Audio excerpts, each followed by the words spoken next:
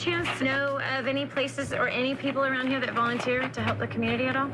I only had $44 in my pocket and a camera crew hiding in a van. That's not the start of a crime documentary. That's the opening line of Secret Millionaire, a show where multi-millionaires pretend to be broke for 7 days just to surprise people with a check at the end. A reality show that took economic inequality and said, what if we made this inspiring? Each episode plays out like a bootleg Hallmark movie meets undercover cop drama, except instead of busting criminals, the rich are out here busting into soup kitchens and acting like they've never heard of minimum wage. What's a food bank? Do they give you sushi too? And yet, in 2011, America loved this. With 12.6 million viewers on premiere night, Secret Millionaire became the feel-good hit nobody asked for, but everyone cried to. Critics called it heartwarming, uplifting, and a rare show that makes you feel something other than shame for watching TV. Because for one beautiful moment, it felt like rich people cared. It looked like reality TV had a soul. It seemed like money could fix everything, as long as you filmed it in slow motion with piano music. But of course, it wasn't that simple, because Secret Millionaire wasn't about fixing poverty. It was about rebranding wealth. It was about the performance of empathy. It was poverty porn in a gift box, and we didn't even know we were unwrapping it. So how did we get here? And how the hell did a show about billionaires in disguise become one of the most watched feel-good series of the decade?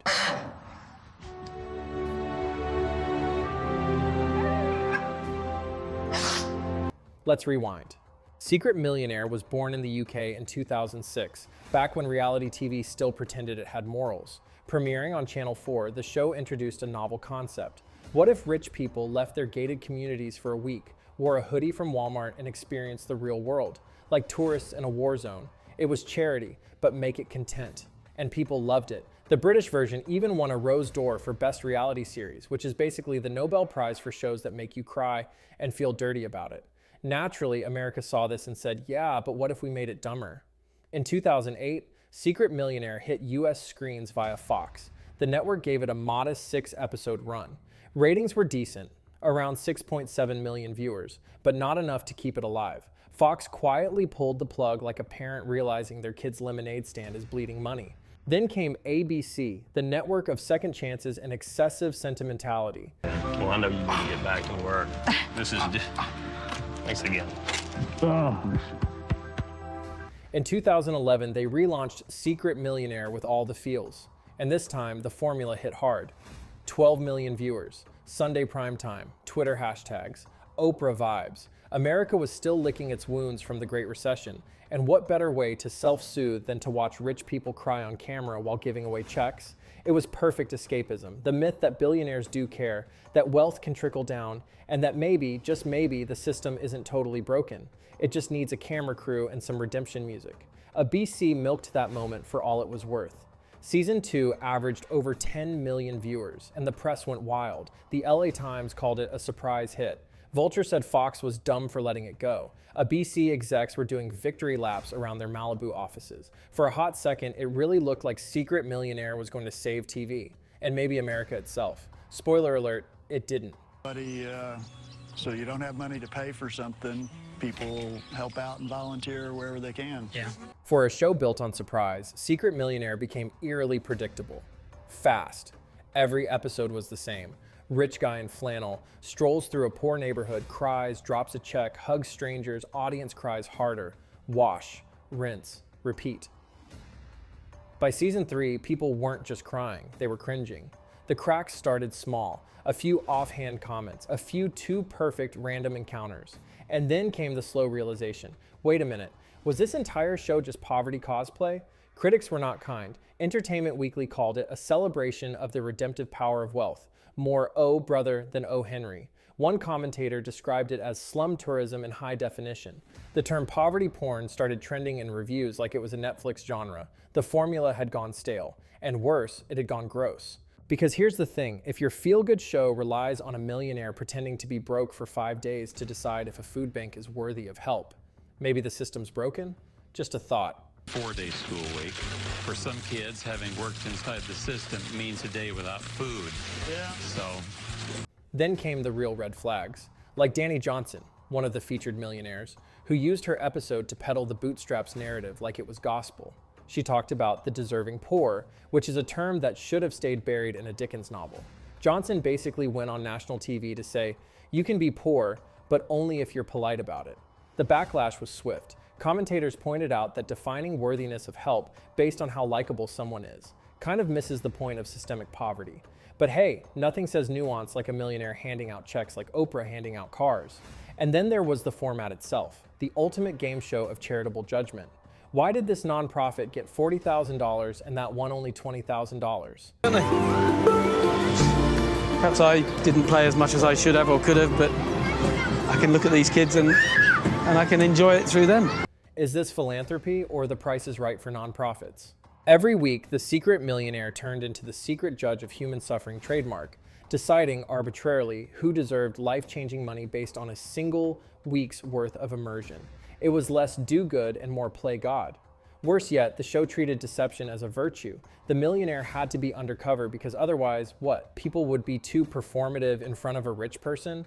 On a reality show, the irony practically wrote itself. And then came the final nail, the ratings crash. Season 3 was doomed from the jump. A BC decided to air it in the summer, a graveyard slot. The premiere drew only 5.7 million viewers. That's a 56% drop from the previous season.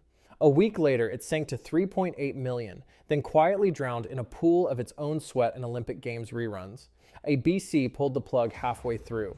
A few final episodes were burned off months later. Like leftovers, no one wanted to admit they forgot in the back of the fridge. I can relate to them, to kids leaving home, wanting to leave home, because it's how I felt. I wanted to get away from that environment.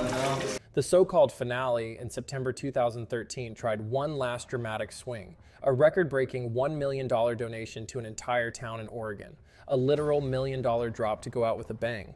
And for a brief second, it worked. Clips went viral. Headlines wrote themselves, "Millionaire changes entire town's future." But even that became its own meme. The message wasn't, "This town deserves funding." It was, "Look how generous this millionaire is." The spotlight never stayed on the people receiving help. It always bounced back to the glowing aura of rich benevolence, like an Instagram filter for philanthropy. Behind the scenes, even participants grew skeptical. Reports trickled in that the random interactions were heavily orchestrated, that producers steered millionaires towards certain characters in the community, that some of the gritty living conditions were sanitized for comfort. The camera's version of "Don't show the mold" were still on a BC. It was all too clean, too polished, too perfect to believe. My goal is to make sure young people become productive citizens, stay out of jail. My goal is that they get a job so that they can take care of themselves. Even Twitter began to turn.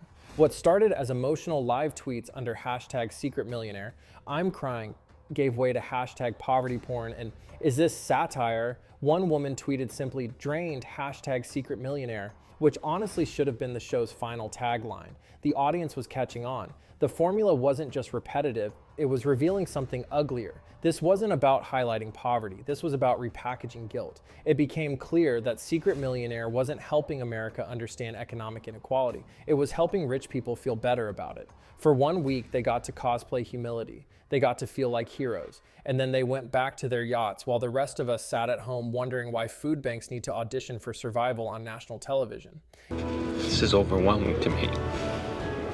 And I'd like to gift them today. Okay. How do you feel about that? Yeah. In the end, the show became exactly what it claimed to fight against, a performative gesture dressed up as transformation. The ultimate philanthropic plot twist, where the person most changed is the one who didn't need changing at all. By the end of its run, Secret Millionaire had become the TV equivalent of a lukewarm TED Talk in a soup kitchen. Vaguely inspiring, mostly awkward, and entirely unnecessary. The magic was gone. The slow-mo hugs hit different when you realized they were probably scheduled by a segment producer. The tears felt thinner. The checks felt more like plot devices than lifelines. And most importantly, the audience knew the script. Every episode, the same beats. A rich person discovers poverty like it's a hidden Easter egg. They connect with a few hardworking underdogs. They reveal their identity in a dramatic scene that always includes the words, "You've changed my life more than I've changed yours." And then the check drop, boom, done, reset, repeat. It stopped feeling like storytelling and started feeling like propaganda. The worst part, it was selling the fantasy that charity is only real when it's flashy. Oh, I have a check here for New Hope Grief Support Community. That kindness only counts if it comes from someone with a net worth over $10 million and a network TV contract. By 2013, even parody accounts on Twitter were calling it out. Tune in to Secret Millionaire tonight. Watch a billionaire cry for 3 minutes and solve systemic poverty with a novelty check. TikTok and YouTube didn't help. Years later, clips from the show resurfaced with sarcastic captions like, "When your poverty has to be heartwarming enough to earn rent." One viral video stitched together a montage of millionaires saying the exact same things. "This week has changed me forever. I've never met people so real. You inspire me." You could practically turn it into a drinking game. Warning, you will not survive. I had the pleasure of spending a couple days with the Alonso family and helping them with bringing in a memorial garden for... And let's be honest, in today's media climate, the idea of disguising yourself as poor to learn empathy feels gross, like cosplaying oppression for the emotional arc. Secret Millionaire wasn't just dated, it was dystopian. In a post-2020 world where conversations around equity, performative allyship, and systemic change have gone mainstream, this show feels like the corporate version of Thoughts and Prayers. A lot of sentiment, zero strategy. It wasn't a rescue mission. It was a redemption narrative, but not for the communities, for the rich. Because at the end of the day, Secret Millionaire didn't teach us anything new about poverty, but it did teach millionaires how to feel noble without actually doing the work. At its core, Secret Millionaire was never about the people it claimed to help. It was about the people watching. Oh! Got to stand by there, kids. Have we got everyone in? Yeah? Got everyone? People who wanted to believe that wealth could be benevolent, that the system just needed a kind billionaire in disguise to fix it all. It sold us the idea that change comes in the form of a dramatic reveal and a six-figure check, not policy, not systemic reform, not boring things like taxes or fair wages. No, just a rich person, a flannel shirt, and a week of pretending. And for a while, we bought it. We cried, we clapped, we tweeted #inspired, we felt good. But now, we know better. We've seen what performative charity looks like. We've seen what happens when reality TV pretends to solve reality. We've seen that you can't film your way out of structural inequality, even if you do it in high definition. Because Secret Millionaire was never built to last. It was a fairy tale in the age of foreclosure, a brief distraction, a capitalist fever dream wrapped in a redemption arc. The real question isn't whether Secret Millionaire can come back. The real question is, why did we ever think it was working? So here's your final twist, your last-minute reveal. It wasn't about saving communities. It was about saving face. Guy, and he's kind of walking through with a walker, and I happened to look down at his shoes, and they were covered with excrement. He's 8.5 or 9. But hey, if you want to change the world, you don't need to fake being poor or film yourself handing out checks. You just need to like, subscribe, and comment below. Which reality show should be secretly canceled next? Or better yet, which billionaire do you want to see actually pay taxes? Because remember, you can't fix poverty with a check, but you can roast the hell out of bad TV. And that, my friends, is worth more than $1 million.